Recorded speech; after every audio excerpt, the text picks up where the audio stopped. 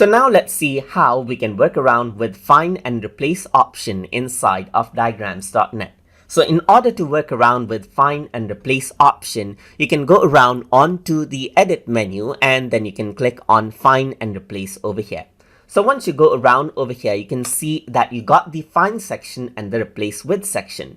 So let's say what I want to do is I want to find the word internet video right here. So you can click on find and individual text boxes with the word internet video on it gets highlighted, as you can see right here.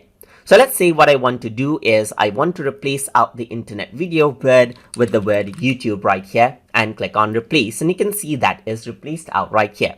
You can find, replace it out over here just like this as well. You can also do this. I'm just going to go around and type in TutorTube and replace it out with the word YouTube channel right here just like this. So this is what you can do as well and replace out everything right here.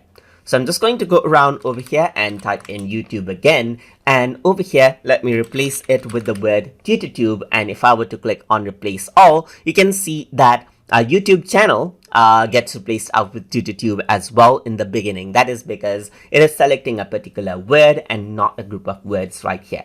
And that is how you can go around and utilize out find and replace. And here you can see you can reset out to remove out the words over here as well. So I hope you guys learned something as always. And as always, please like, comment, share, and subscribe.